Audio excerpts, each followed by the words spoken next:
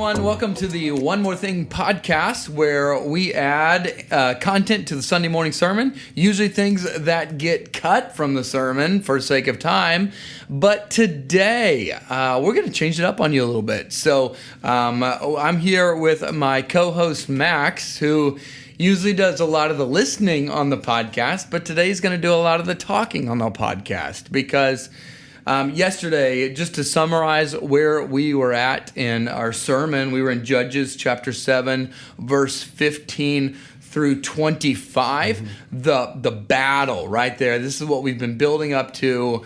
300 men against 135,000. They blow their trumpets and the whole army is routed. And so we've been building up to this.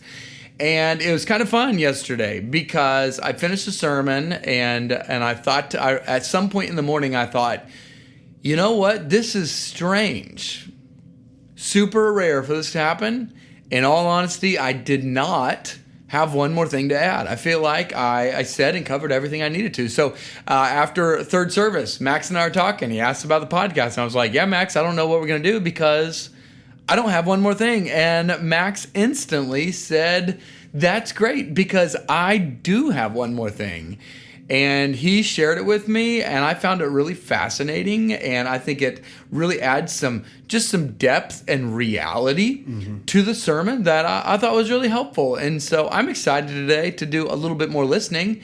And Max, would you share with us one more thing? I would love to.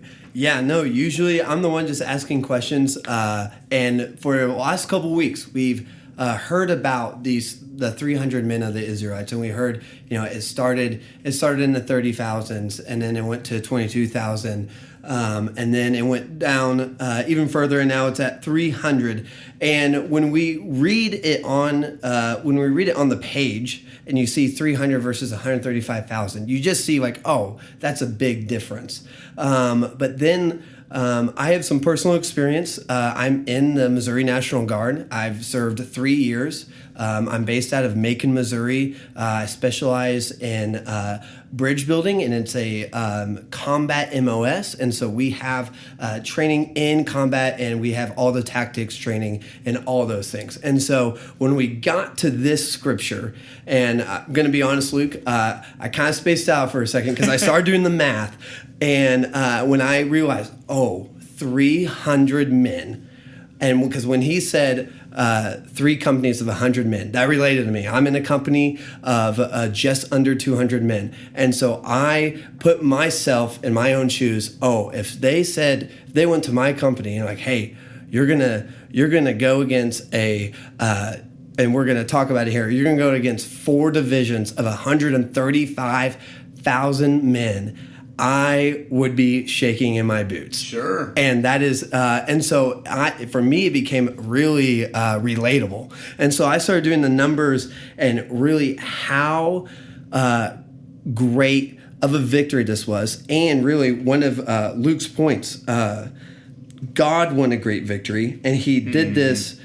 He limited the numbers, and I wrote this down. God limited Gideon's army so no one else could get the credit.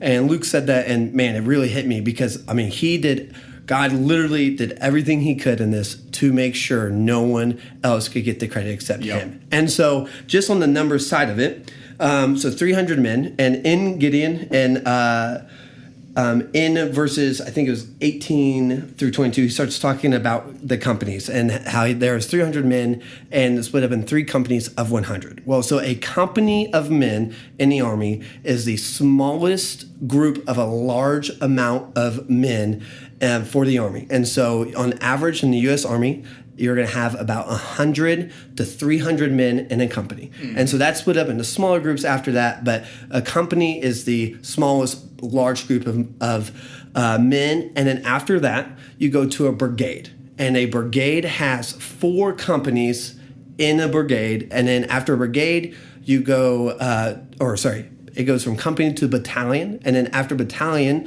you go to a brigade. And there's so many battalions in a brigade. And in brigade, you go to a division. And the division is the biggest and largest amount of men before you get to like the Corps of Engineers or the Corps of Infantrymen. So before you get to an actual Corps of type of soldier, a division is the largest amount. And on the average division, there's 36,000 men in a division.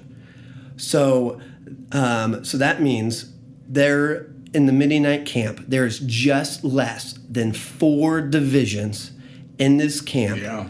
And so you have 135,000 men split up in 3 divisions and all these things and all these men, and can't forget about the camels, all the camels. Better not forget about them. And so you had these vast number of people, and then in the Israelite camp, you only had basically, he splits them up in 3 companies, but really 1 company of 300 men. And so just on the pure numbers of it, it is insane to believe that you were able to get 300 men to just go fight 135,000 men. But on the other hand, and what we'll talk about in a minute, the tactical disadvantage the Israelites had on the Midianites.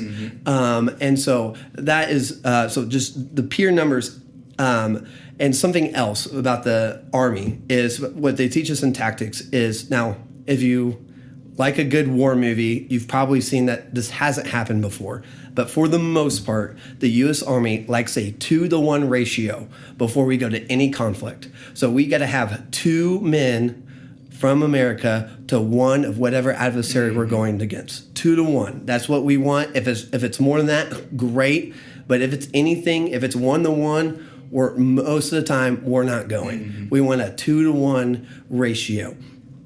Well, here this is insane. The Israelites, the Midianites, the Midianites had a 450 to 1 to the Israelites. So wow. for every 450 men the Midianites had, there was 1 Israelite soldier. Insane. And so if we were in modern day tactics and the army saw that, we'd be like, yeah, let's wait a minute on that. And so a 451 odd is definitely hard to believe. And so also, so you're saying on a 2, yes. If the U.S. military wants a 2-to-1 ratio, yeah, we would want 270,000 men. Yep. To go up against an army, Midian had of 135,000. Exactly. Yeah. Exactly. You would have to you want to double what you're going against. And the same is true when you're playing the game Risk. You want a 2-to-1 ratio if you're going to attack. Exactly.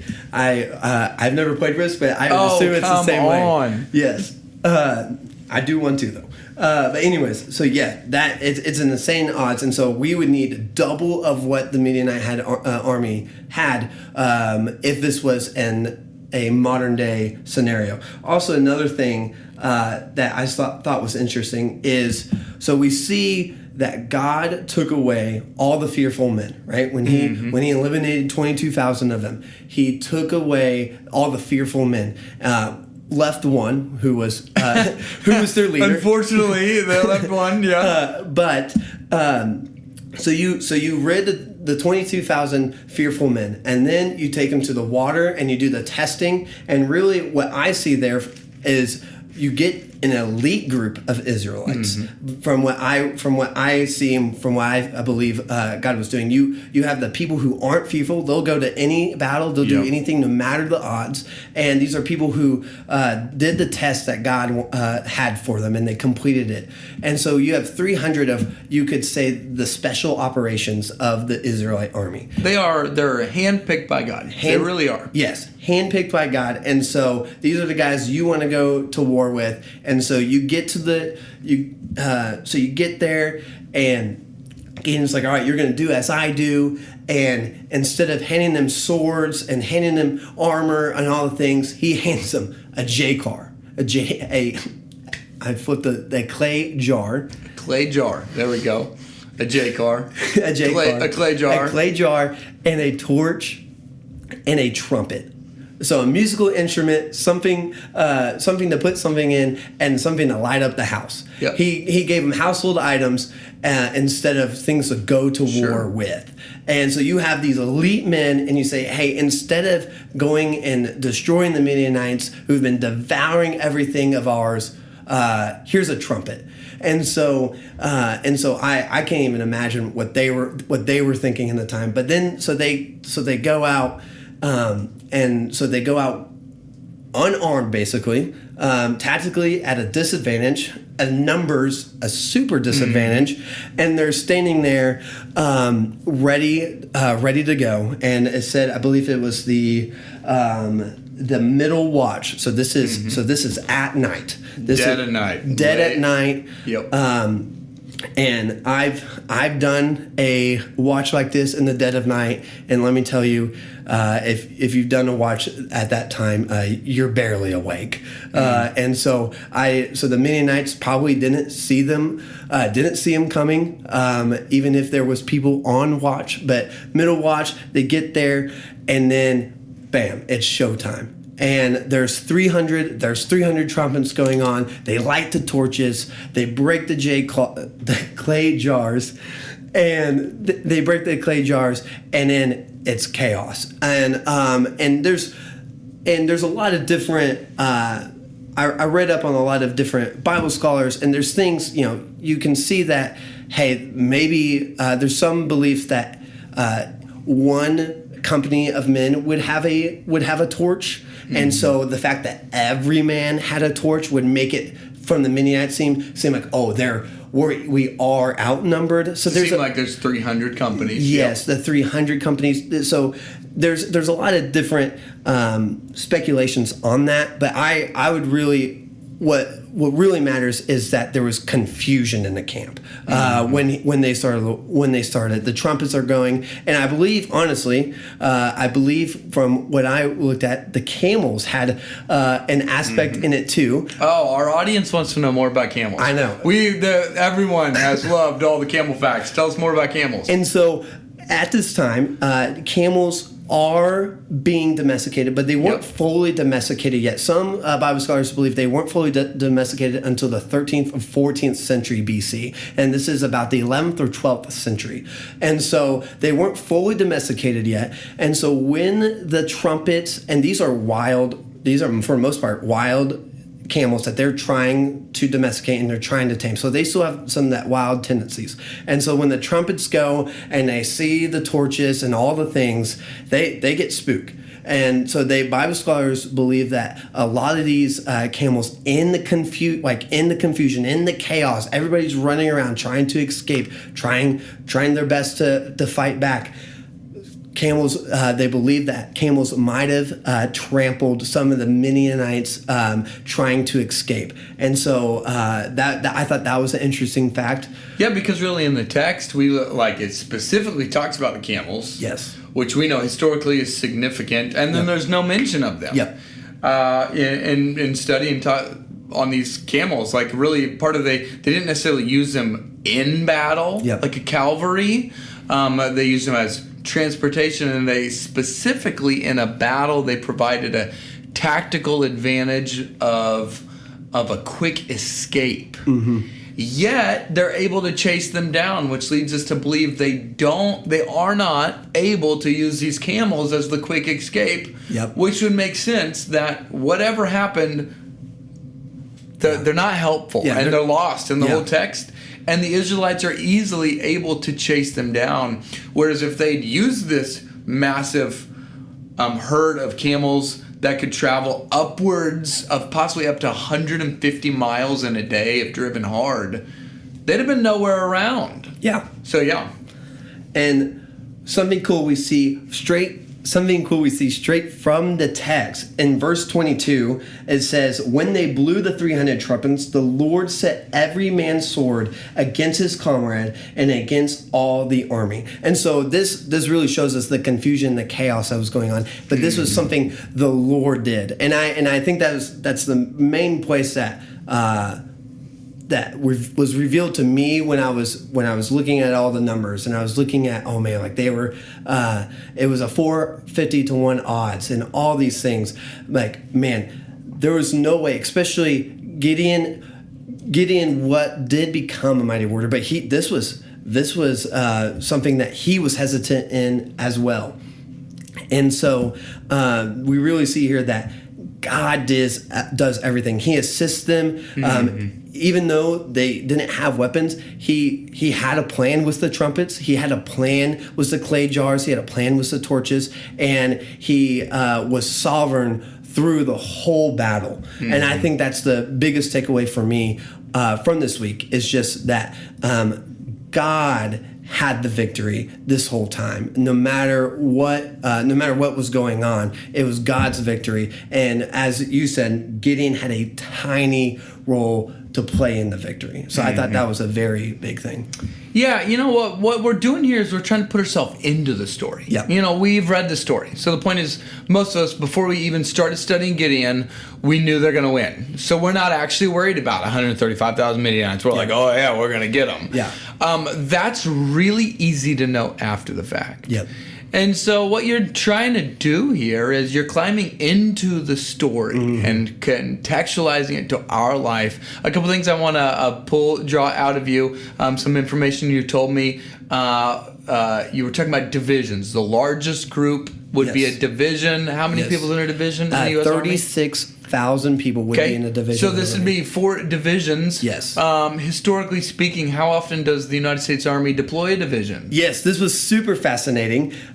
So the last time the U.S. Army has deployed a whole division was in World War II, and it was an airborne division. They did the 101st Airborne and the 82nd Airborne Division. And so that division was an easier strategic move to deploy a whole division of airborne soldiers than a whole ground fleet. And so the fact that you had 4 divisions on ground from the Midianite camp is just a strategic, just very hard to believe strategically how they could pull that off, but also just like remarkable as well. So, I mean, we're talking the amount of people we're talking here. Is abnormal even in our world standards to have 4 divisions of people in a battle there. We can't really imagine that. You also you were running this math and not listening to my sermon.